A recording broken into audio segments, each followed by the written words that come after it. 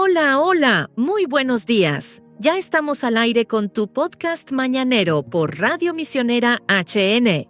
Prepárate para comenzar el día con alegría, palabra de Dios y una dosis de fe que transforma. Esto ya comenzó, así que quédate con nosotros. Hola, hoy vamos a sumergirnos en unos textos fascinantes, ¿verdad? Sí, unos extractos de El Tabernáculo de Moisés, del Dr. Brian J. Bailey. Exacto, un material con, muchísimo simbolismo bíblico. Efectivamente. Y la idea aquí es explorar un poco esas interpretaciones espirituales que da el autor. Él ve el tabernáculo casi como un mapa, ¿no? Un camino hacia una mayor comprensión, una mayor comunión espiritual. Sí. Bailey sugiere que estudiar esta estructura nos instruye en los caminos de Dios. Ajá. ¿Listos para este análisis? Empecemos. Vamos. Algo interesante es que el autor describe el tabernáculo, digamos, desde la perspectiva divina. Empieza por lo más íntimo, el lugar santísimo, y va hacia afuera. Sí, es curioso porque el recorrido físico sería al revés, claro. Y lo conecta con etapas de madurez espiritual, como hijitos en el atrio exterior. Jóvenes en el lugar santo y padres ya en el lugar santísimo. Exacto. Así que si seguimos el camino de alguien que entra, empezamos por el atrio exterior. La zona más grande, ¿no? Abierta a todos. Así es. Medía 100 por 50 por 5 codos y estaba rodeado por cortinas de lino fino. Este lino, según Bailey, representa la justicia de Dios. La justicia que nos cubre y como que nos separa o nos da acceso. Eso es. Y las columnas eran de bronce con basas de bronce. Él asocia el bronce siempre con el juicio divino. Pero tenían detalles en plata. Ahí está. Capiteles y molduras de plata que él interpreta como la redención a través de Cristo.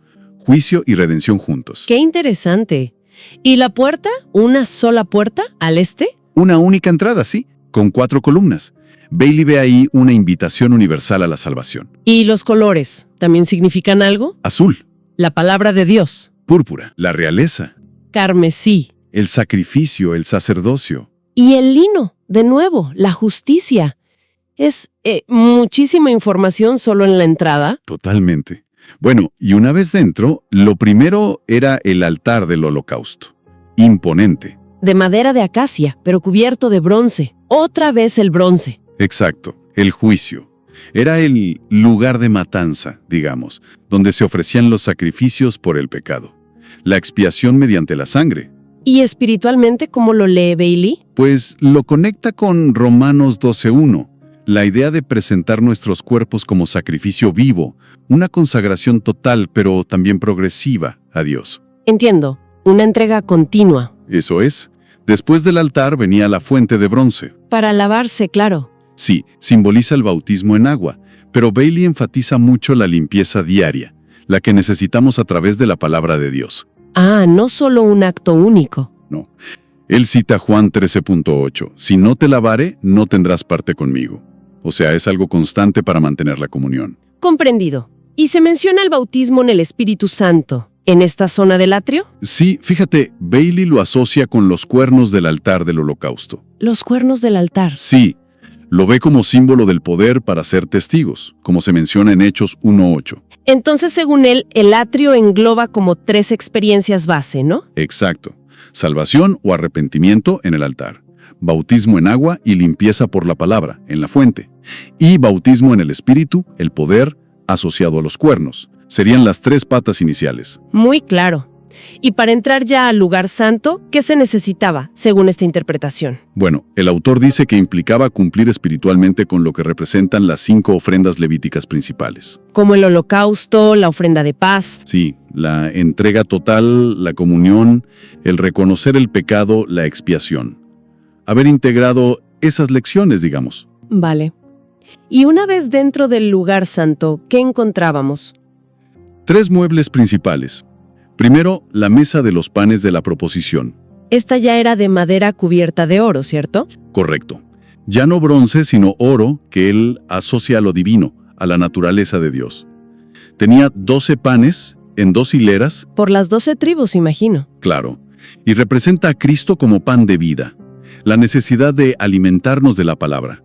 pero también de convertirnos nosotros en pan partido para otros. Es un paso hacia la madurez. Alimentarse y alimentar. Interesante. Luego, la única luz allí. El candelero de oro. La menora. Eso es, de oro puro labrado a martillo. Era la única fuente de luz ahí dentro. Y sus 7 brazos. Representan, según Bailey, al Espíritu del Señor y las 6 unciones adicionales de Isaías 11.2. Sabiduría, inteligencia, consejo, poder. Conocimiento y temor de Jehová. Exactamente. Simboliza la iluminación y el poder del Espíritu Santo, pero ya una experiencia más profunda que la del atrio. Entendido. ¿Y el tercer mueble, justo antes del velo? El altar de oro del incienso. ¿Qué representa este? La oración. La intercesión constante. Bailey incluso detalla los ingredientes del incienso especial que se usaba. Ah, sí. ¿Y qué significaban? Eran 4. Estacte, que él relaciona con la disposición. Uña aromática, con morir al yo.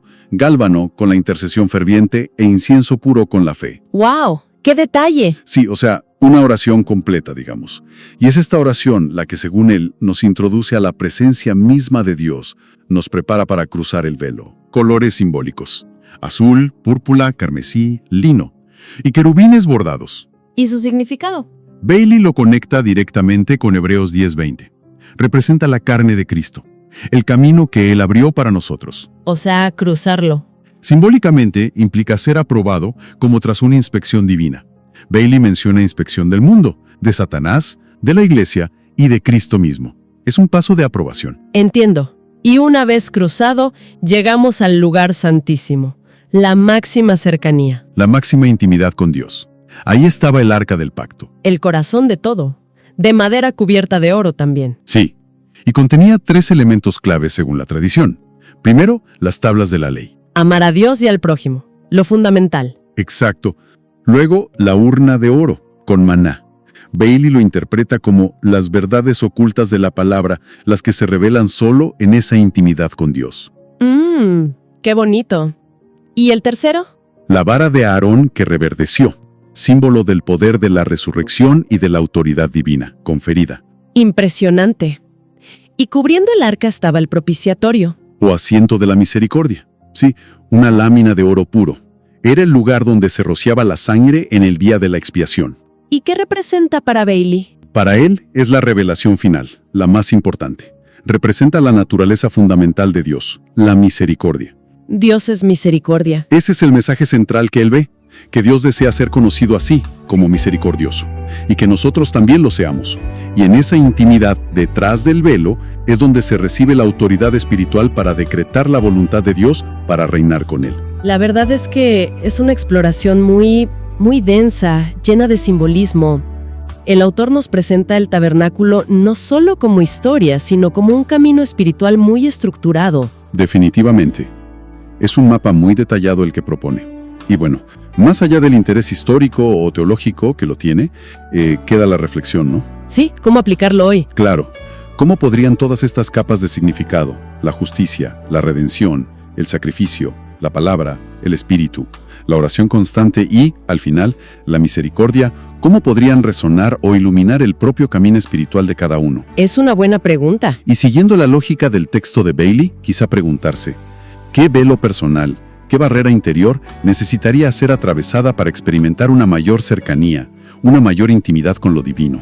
Es algo en lo que pensar.